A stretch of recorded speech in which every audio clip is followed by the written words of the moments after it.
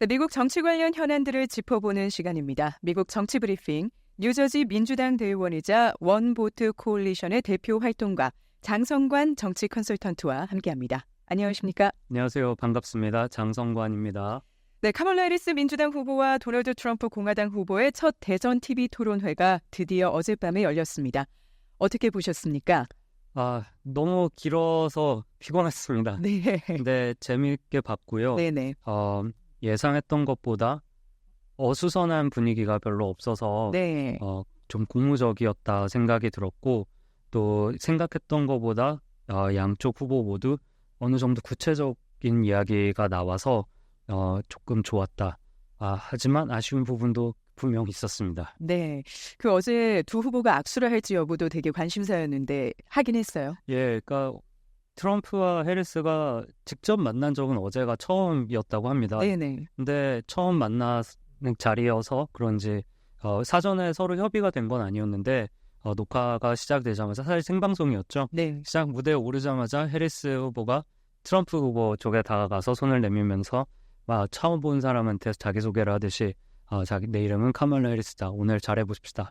이런 걸 해서 굉장히 인상적으로 봤습니다. 네네. 토론 직후에 시청 유권자들을 대상으로 누가 더 잘했는지 CNN이 여론조사 결과를 발표했습니다.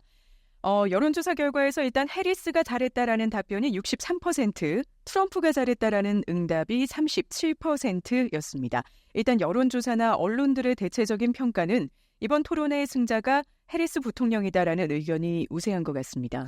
지난번에도 말씀드렸지만 저는 이 후보자 토론회에서 승패 여부는 사실 별 의미가 없다고 생각을 합니다. 네네. 그러니까 이게 무슨 스코어를 저희가 세는 것도 아니고요. 느낌인데 트럼프는 분명 더 할 수 있었던 말도 많고 해리스 후보를 상대로 비판할 수 있는 지점이 많았지만 그 점을 다 짚지 못한 것은 조금 아쉬웠고요. 또 다른 한편으로 특히 트럼프 지지자들이 많이 아쉬워했던 것은 이 해리스가 놓는 말하자면 덫 같은 이러한 말에 하나하나 일일이 대응할 필요가 없는데 굳이 일일이 대응을 하면서 이 목소리를 높이며 해서 본인이 할 말은 못하고 상대방의 주도권에 끌려가는 모습이 아쉬웠다라는 말이 많이 나왔고요. 네. 해리스 후보는 확실히 역시 검사 출신이다. 역시 법정에서 많이 나서본 그런 굉장히 말솜씨가 대단하다라는 생각이 많이 들었습니다. 네.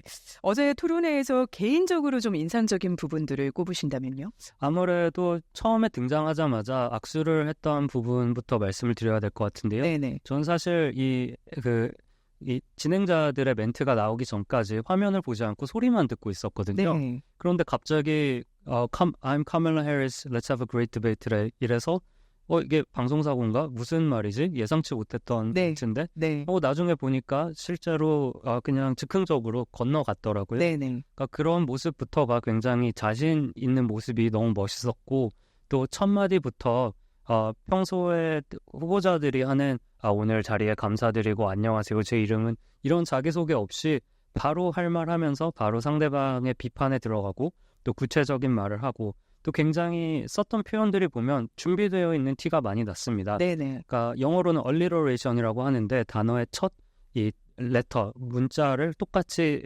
반복하는 효과가 문학적인 장치거든요, 사실.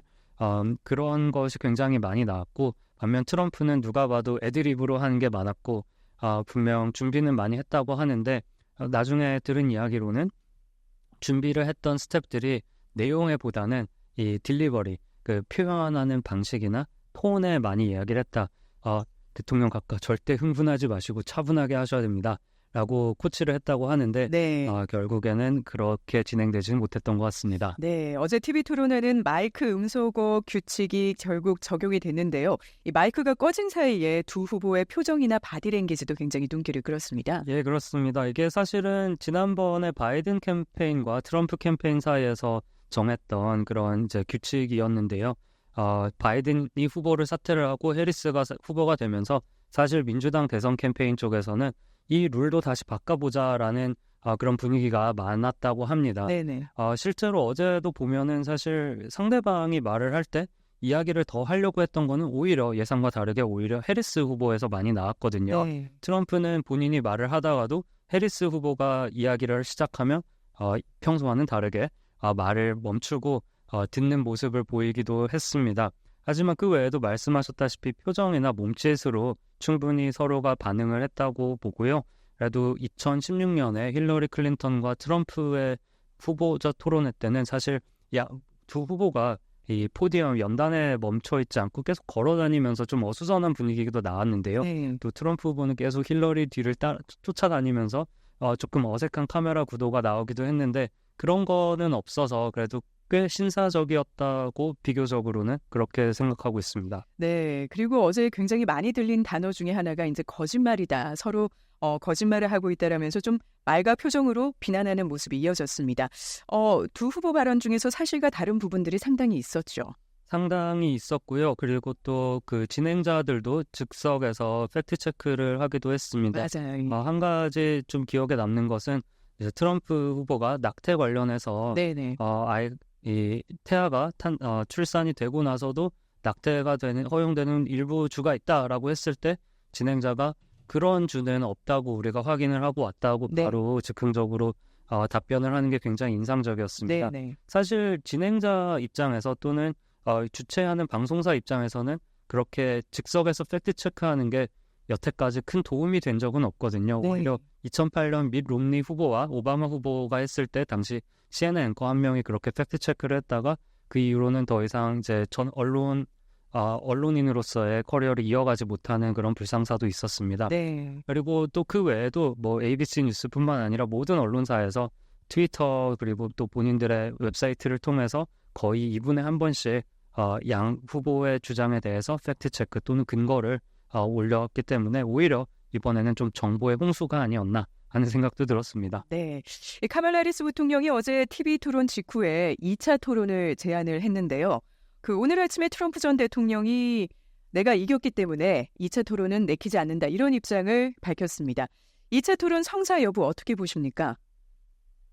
저는 잘 모르겠습니다. 그러니까 첫 번째로는 이게 좀 재밌게 저는 보고 있는 것이 보통 같으면 이제 토론을 잘했다고 느끼는 사람이 나 이겼을 때 끝날래. 우리 이제 뭐 그런 거 아닙니까? 이제 뭐 운동도 10번을 붙으면 9번 지다가 한 번 이기면 이제 그만하자. 네. 내가 이제 챔피언이야. 이렇게 가는 것처럼 보통은 승자가 그런 거에 좀 더 소극적이고 패자라고 느끼는 사람이 조금 더 적극적인데 이번엔 바뀌었죠.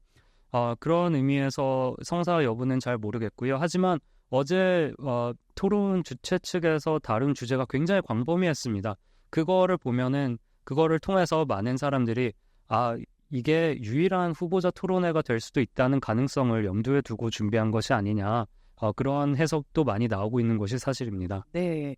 지난주에 뉴욕타임즈가 실시한 여론조사 결과에 따르면요. 상승세를 보이던 해리스 후보의 지지율이 47%가 나왔고 트럼프 후보가 48%, 오차범위 내이긴 하지만 트럼프 후보가 조금 앞선 것으로 나타났습니다. 이번 대선 TV 토론회 이후에 지지율 변화에 영향이 있을까요? 일단 여론조사는 지난번에도 그랬지만 바이든 후보 당시 토론회 전날에 뉴욕타임즈에서 여론조사 결과를 발표를 했죠. 이번에도 타이밍이 딱 직전에 나왔는데 재밌는 것은 뉴욕타임즈 여론조사를 제외한 네. 대부분의 공신력 있는 전국 여론조사의 평균은 해리스가 3%포인트 앞서는 것으로 나왔습니다. 네네.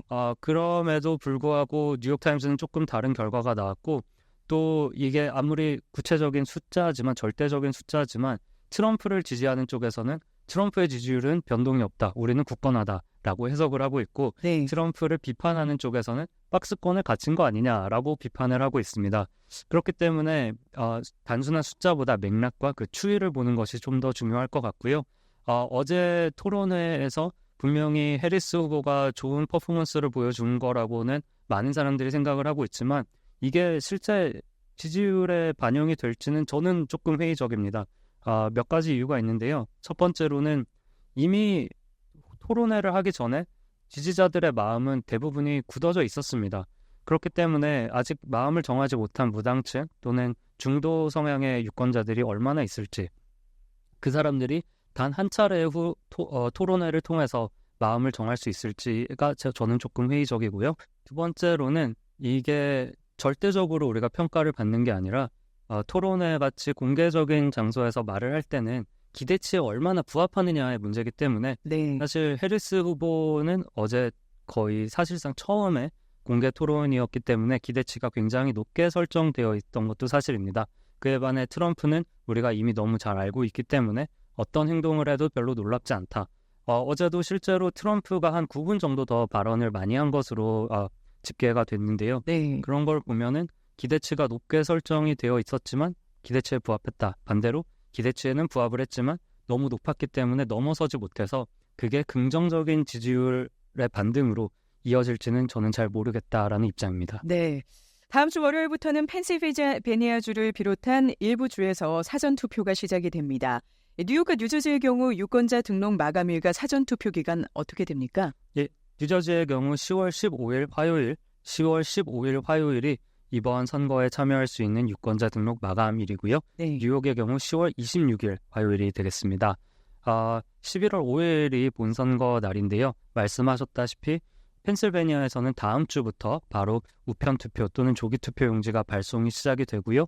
뉴저지 또한 10월 중순부터는 발송이 시작이 될 것입니다. 또 재밌는 것은 우리가 얼마 전에도 다뤘지만 RFK 주니어 후보가 사실 사퇴를 하면서 이미 투표용지가 출력이 됐던 주들도 있습니다. 네. 노스캐롤라이나 같은 경우는 어제 갑자기 노스캐롤라이나 법원에서 이미 발송 준비가 끝난 투표용지 중에 RFK 주니어의 후보가 이름이 있는 것은 모두 파기하고 새로 뽑아라. 하지만 연장이나 연기는 할 수 없다. 그래서 노스캐롤라이나 선거관리위원회 직원들은 앞으로 당분간 철야 근무를 해야 되게 생겼습니다. 네. 이렇게 많은 쉽지만은 않을 겁니다. 투표가 진행이 되는 것, 선거가 진행이 되는 것도 너무 정보도 많고 날짜도 다른 날짜가 많아서 또 방식도 다양해서 지금까지 투표 참여가 익숙하지 않으신 분들은 조금 헷갈리실 수도 있겠지만 혹시라도 그러시면 많은 한인 시민단체들 또는 살고 계시는 카운티의 선거관리위원회에 한국어 서비스가 이 방송을 듣고 계시는 지역이라면 분명히 제공되고 있을 것입니다. 그렇기 때문에 도움이 필요하시면 주저하지 마시고 연락하시고 많은 동포분들의 많은 투표 참여를 부탁드립니다. 네, 지금까지 미국 정치 브리핑 뉴저지 대의원이자 원보트 코올리션의 대표 활동가 장성관 정치 컨설턴트와 함께했습니다. 오늘 말씀 고맙습니다. 감사합니다.